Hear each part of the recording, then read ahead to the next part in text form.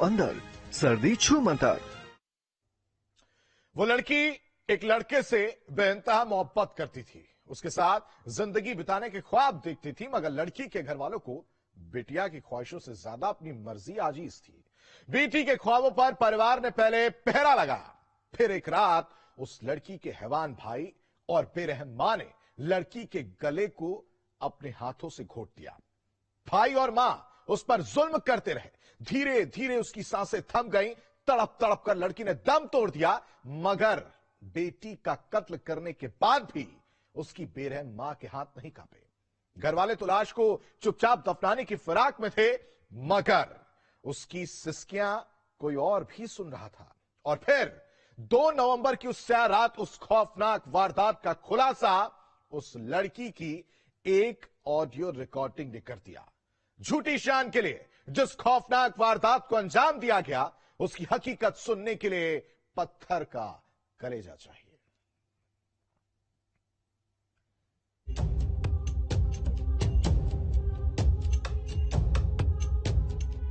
प्यार के बदले मिली सजाए मौत।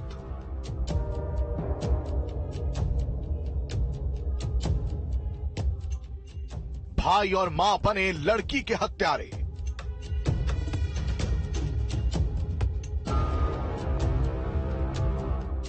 सिसकियों से खुली कातिल की सच्चाई।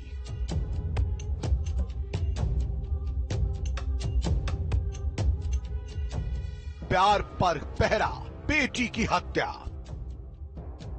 उस लड़की की सिसकियां मां और भाई के जुल्म का एहसास कराने के लिए काफी है।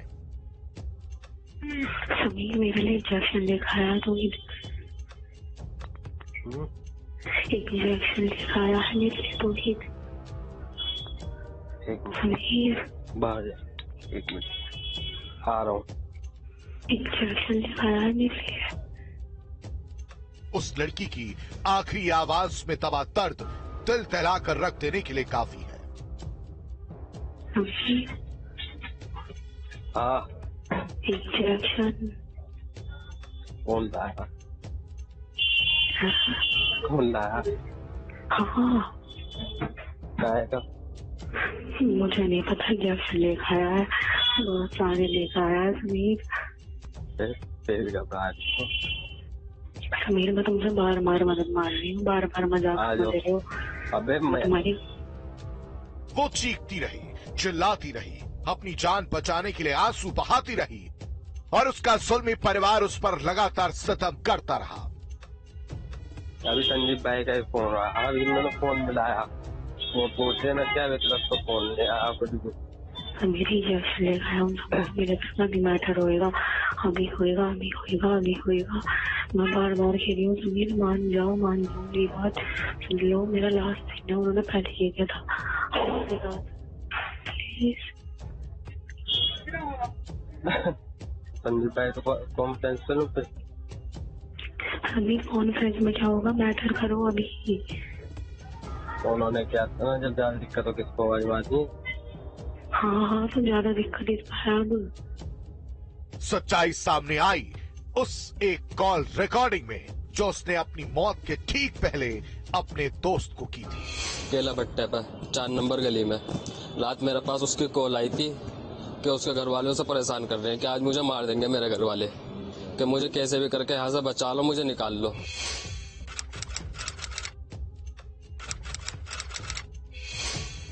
इज्जत के नाम पर लड़की के कत्ल की सनसनीखेज वारदात को 2 और 3 नवंबर की दरमियानी रात अंजाम दिया गया।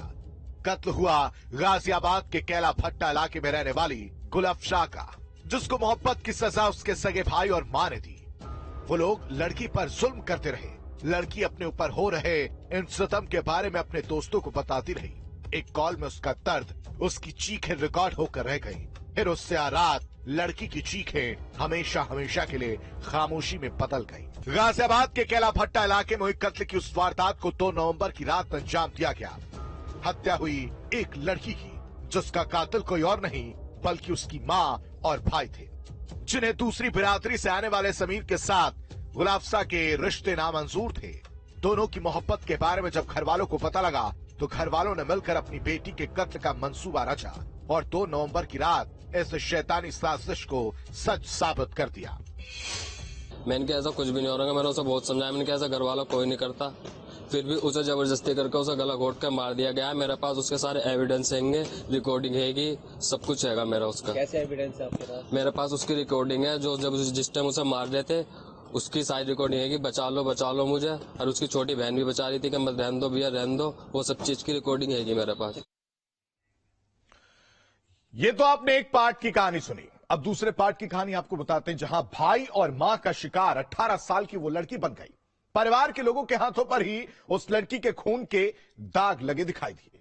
भाई और मां ने अपनी बेटी को हमेशा हमेशा के लिए मौत की नींद सुला दिया, मगर कातिलों की एक एक हरकत फोन कॉल में रिकॉर्ड हो चुकी थी।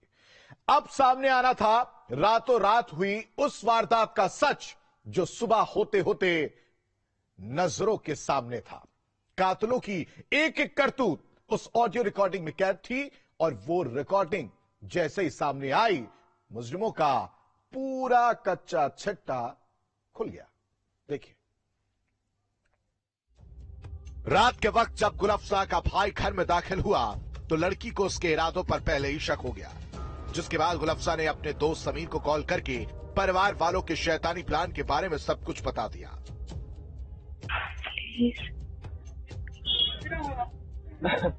संदीप भाई को कॉन्फ्रेंस पे लो, अभी कॉन्फ्रेंस में क्या होगा, मैटर करो अभी। उन्होंने क्या था, जब ज्यादा दिक्कत हो किसको आवाज मारनी। हाँ तो ज्यादा दिक्कत ही है। अब घर वाले लड़की पर जुल्म करते रहे और लड़की खुद को बचाने के लिए चीखती चिल्लाती, उसकी एक एक सिस्कियां कॉल में रिकॉर्ड हो गई, और उन सबूतों की बिना पर अब पुलिस ने अपनी जांच आगे बढ़ाई है। दोस्त का आरोप है कि उसके पास उस लड़की का रात को फोन आया था, जिसके बाद उस लड़की का ये कहना है, जो कॉलिंग में सुनाई दे रहा है, कि उसके साथ उसके घर वाले मारपीट कर रहे हैं और उसे जान से मार देंगे। समीर को इस बात का अंदाजा भी नहीं था कि गुल अफसा का परिवार ही उसका कातिल बन जाएगा।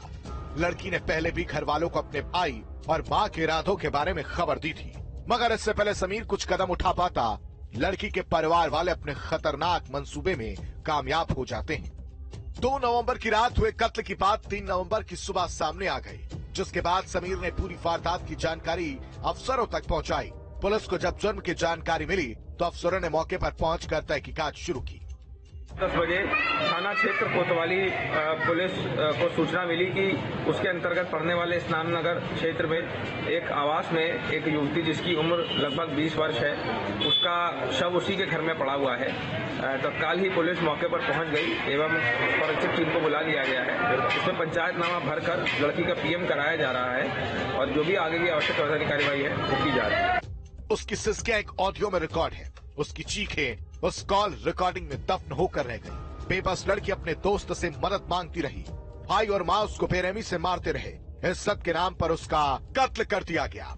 समीर की शिकायत के बाद अब पुलिस मामले में तहकीकात कर रही है, मगर इज्जत के नाम पर एक लड़की के कत्ल के बाद से गाजियाबाद के कैला भट्टा इलाके के बाशिंदे दहल जरूर उठे हैं। लड़के ने पुलिस को तहरीर दी, तहरीर के आधार पर पुलिस ने मुकदमा दर्ज कर लिया है। पुलिस मामले की फिलहाल तफ्तीश कर रही है। पोस्टमार्टम रिपोर्ट आने के बाद ही साफ होगा कि लड़की की हत्या की गई है। गाजियाबाद से सोनू अरोड़ा, न्यूज स्टेट। वो किसी और की बीवी थी, किसी दूसरे से रिश्ता था, लेकिन ये नाजायज रिश्ता एक कत्ल की एक सनसनीखेज वारदात की वजह बन गया। उसने पहले एक महिला के साथ नाजायज रिश्ते कायम किए और अक्सर चोरी छिपे वो महिला से मिलने के लिए उसके घर जाता रहा। दीवारों की आड़ में, पर्दों के पीछे उसका ये रिश्ता यूं ही पनपता रहा, लेकिन फिर एक रोज अपने हाथों से रिश्ते का गला घोट दिया गया। जुर्म हुआ 30 नवंबर को और जुर्म के 72 घंटे बाद कातिल पकड़ा गया तो खुलासा हुआ अवैध संबंध में प्रेमिका पर शक करने वाले उस सन की आशिक की, जिसने अपने नाजायज रिश्ते की हत्या अपने ही हाथों से कर दी। देखिए,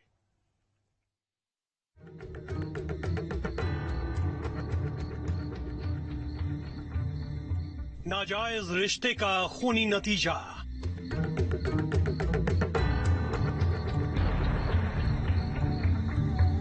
शक की वजह से की प्रेमिका की हत्या।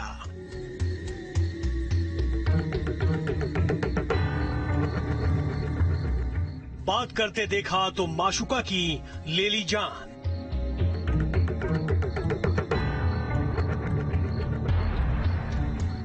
आशिक ने हाथों से घोंटा प्रेमिका का गला।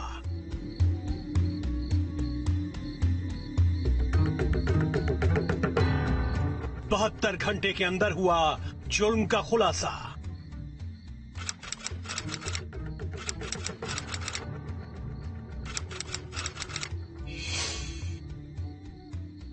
पुलिस की गिरफ्त में खड़े कानपुर के अंकुर की क्राइम कुंडली में दर्ज है एक महिला की हत्या का जुर्म।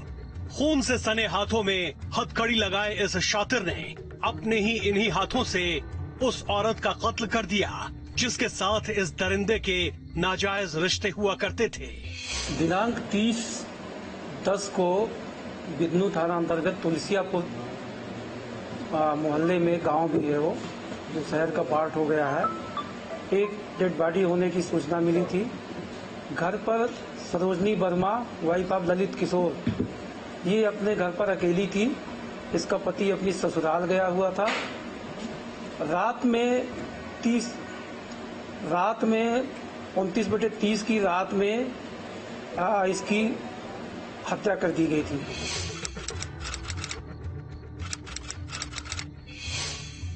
जुर्म के इस खौफनाक किस्से की पटकथा लिखी गई 29 और 30 अक्टूबर की दरमियानी रात।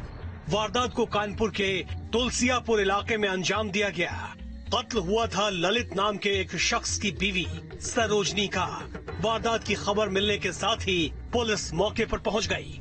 धीरे धीरे अब जुर्म से जुड़े सुरागों को तलाशा गया तो शक की सुई घूमी अंकुर श्रीवास्तव नाम के एक शख्स की तरफ। जुर्म की तहकीकात कर रही पुलिस को ये जानकारी मिली थी कि कत्ल की रात अंकुर मृतक सरोजनी के घर में दाखिल हुआ था, जिसके बाद अब पुलिस ने अंकुर से पूछताछ की तो उसका जुर्म परत दर परत खुलता चला गया। सामने आया कि बीते 6 महीने से अंकुर और सरोजनी के बीच नाजायज रिश्ता था। अक्सर अंकुर सरोजनी से मिलने उसके घर पहुंच जाता था। 30 अक्टूबर की रात भी अंकुर सरोजनी से मिलने के लिए उसके घर पहुंचा, लेकिन इस बीच सरोजनी के फोन पर किसी और शख्स की कॉल आई। अंकुर को सरोजनी पर शक हुआ और इस शक में उसने सरोजनी का गला घोंटकर उसे मार डाला। कत्ल के बाद अपने सुराग छिपाते हुए कातिल मौके से फरार हो गया। जिसके आना जाना था उसका विगत 6 महीने से वो लगातार संपर्क में था, अक्सर आता जाता था। उस दिन भी वो रात में वहाँ गया था। उसी दौरान किसी अन्य व्यक्ति का टेलीफोन आया और उस टेलीफोन से इसने पूछा कि ये टेलीफोन किसका है, तो पहले बताया नहीं, बाद में उसने बता भी दिया।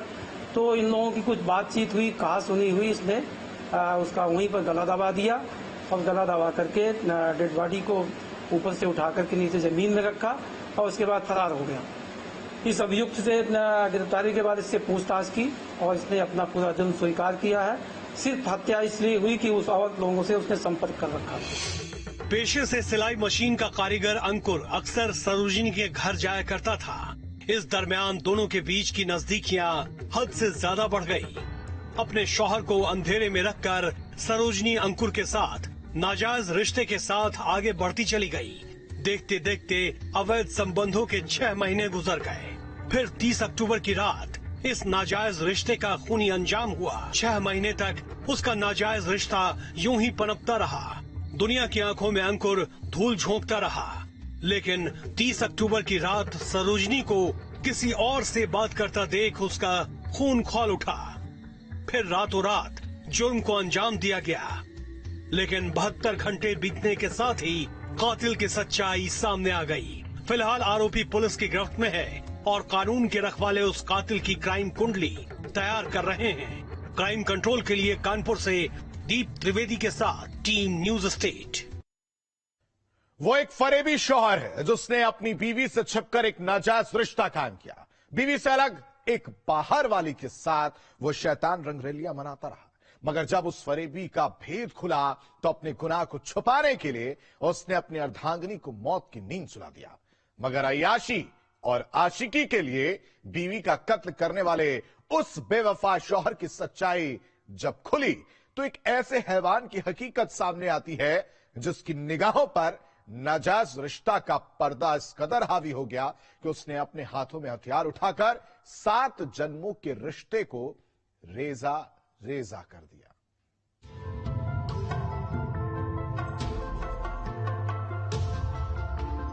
अय्याशी के लिए बीवी की हत्या।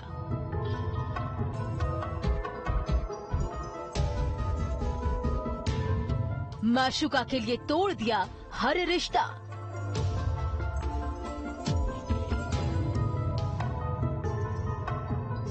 नाजायज रिश्ते में भुलाए 7 जन्मों के वादे।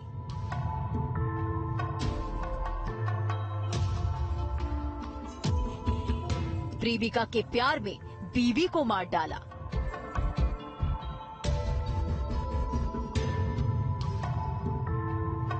अवैध संबंध में रुकावट बनने पर कत्ल। बुलंदशहर के थाना गुलाबटी क्षेत्र के गांव कुल्ली भटौना में महिला का संदिग्ध परिस्थितियों में फांसी के फंदे पर झूलता हुआ शव मिला। शव मिलने से क्षेत्र में सनसनी फैल गई।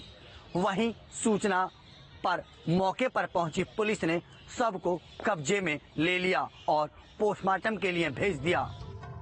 बुलंदशहर के काला आम चौराहे पर लोगों का हुजूम उमड़ा हुआ था। पुलिस के अफसरों के मौजूदगी में लोग एक महिला के साथ हुए जुर्म का इंसाफ मांग रहे थे। ये जुर्म हुआ बुलंदशहर के छोटे से गांव कुरली में, जहां फांसी के फंदे से लटकती हुई एक महिला की लाश अपने साथ हुए जुर्म की कहानी चीख चीख कर बयां कर रही थी। शादी 14 साल पहले हमने कुल्ली गांव में करी थी, जिसके है ना करीब 1.5 साल से इसके जो हस्बैंड है रिंकू, उसका है ना अफेयर चल रहा था कुल्ली गांव में रेखा नाम की लेडीज से, जिसके कारण ये है ना फांसी लगाकर मारा गया। रोज मारपीट चली थी 1.5 साल से। आज इसको डेड बॉडी को मार करके फेंक करके भागे हुए सब। रिंकू के अवैध संबंधों की हकीकत जब सामने आई तो उसकी बीवी ममता ने इस नाजायज रिश्ते की मुखालफत की। बीवी जब अवैध संबंधों के आड़े आ गई तो रिंकू के सिर पर शैतान सवार हो गया, जिसके बाद पहले ममता का कत्ल किया, फिर वारदात को खुदकुशी दिखाने के लिए लाश को फांसी के फंदे पर लटका दिया। मगर जुर्म के बारे में ममता के घर वालों को जब पता लगा तो इंसाफ के लिए लोग सड़कों पर उतर गए।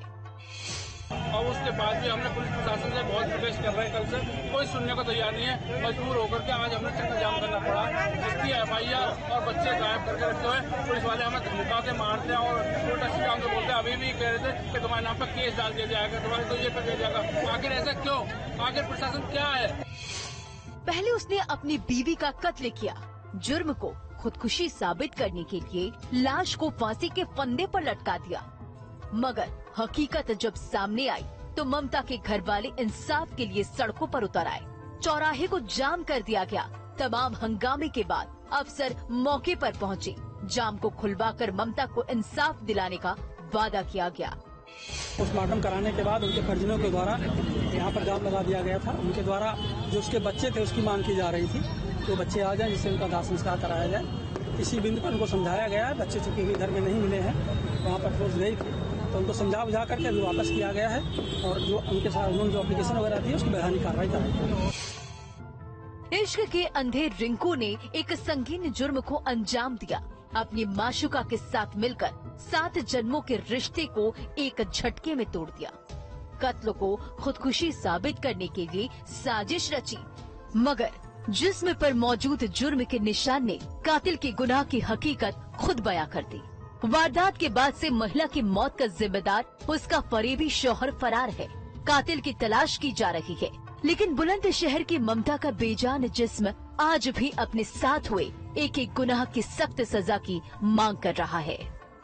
मायके वालों के तहरीर के आधार पर मामला मुकदमा दर्ज कर लिया गया है और वैधानिक कार्रवाई की जा रही है। आरोपियों की धरपकड़ के लिए दबिश दी जा रही है। वीडियो जर्नलिस्ट शुभम शर्मा के साथ यतीन शर्मा, न्यूज स्टेट। और इसी के साथ क्राइम कंट्रोल में अभी के लिए बस इतना ही, लेकिन हमारी आपसे अपील, सतर्क रहे, सावधान रहे, अपने आसपास रहने वाले हर उस शख्स पर नजर रखे जो संदिग्ध लगे, ताकि कोई अनहोनी आपके दरवाजे पर दस्तक ना दे सके। नमस्कार।